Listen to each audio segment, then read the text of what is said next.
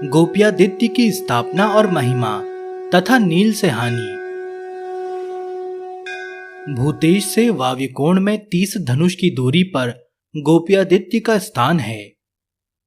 पूर्व काल में महातेजस्वी श्री कृष्ण जब 56 कोटि यादवों के साथ प्रभास क्षेत्र में आए, उस समय 16,000 गोपियां भी वहां आ गई। उनमें से जो सर्वश्रेष्ठ 16 गोपियां बताई गई हैं, उनके नाम बताता हूं, सुनो।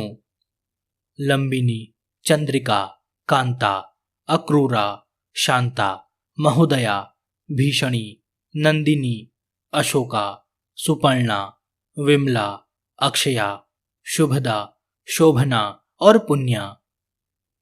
ये भगवान श्री कृष्ण की कलाएं मानी गई हैं। परमात्मा श्री कृष्ण ही हंस हैं और उनकी ये शक्तियां हैं। श्री कृष्ण चंद्र स्वरूप हैं और ये गोपियां उनकी कलाएं हैं। उपर्युक्त 15 कलाओं के सिवा मालिनी उनकी 16वीं कला है।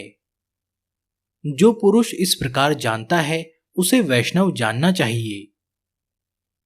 उन 16,000 गोपियों ने भगवान श्री कृष्ण की आज्ञा ले उस क्षेत्र में निवास करने वाले नारद आदि मुनियों के सहयोग से विधिपूर्वक भगवान सूर्य की स्थापना की और नाना प्रकार के दान दिए।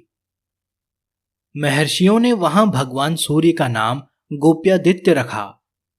इस प्रकार सूर्यदेव की प्रतिष्ठा हो जाने पर वे सब गोपियां कृतार्थ हुई और महान यश पाकर श्री कृष्ण के साथ द्वारका को गई।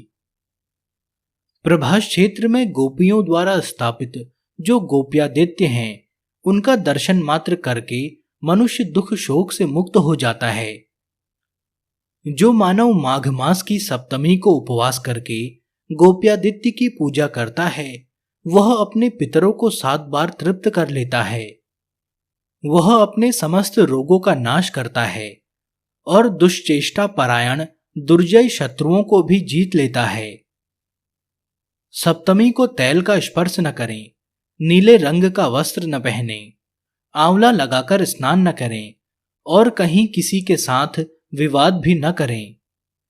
नील के रंगे हुए वस्त्र धारण करके द्विज जो भी स्नान, दान, जप, होम, स्वाध्याय तथा पितृ तर्पण आदि कर्म करता है, वे तथा इसके 5 महायज्ञ भी उस नील सूत्र के कारण नष्ट हो जाते हैं। यदि ब्राह्मण नील का रंगा हुआ वस्त्र अपने अंगों में धारण कर ले, तो दिन रात उपवास करके पंचगव्य पीने से शुद्ध होता है। यदि किसी ब्राह्मण के रोमकूपों में नील के रस का अर्थात नील मिश्रित जल का प्रवेश हो जाए, तो वह पतित हो जाता है और 3 कृच्छ व्रत करने पर उसकी शुद्धि होती है। यदि ब्राह्मण भूल से भी नील वृक्षों के बीच से निकल जाए, तो वह दिन रात उपवास करके पंचगव्य पीने पर शुद्ध होता है। यदि ब्राह्मण के शरीर में नील की लकड़ी गड़ जाए और रक्त दिखाई देने लगे, तो उसे चांद्रायण व्रत करना चाहिए। देवी, जो अनजान में नील का दातून कर लेता है, वह 2 बार कृच्छ व्रत करने पर उस पाप से शुद्ध होता है। पार्वती, कुरुजांगल, कुरुक्षेत्र में 1 लाख गौदान करने से जो पुण्य होता है, वह सब गोप्यादित्य के दर्शन मात्र से प्राप्त हो जाता है।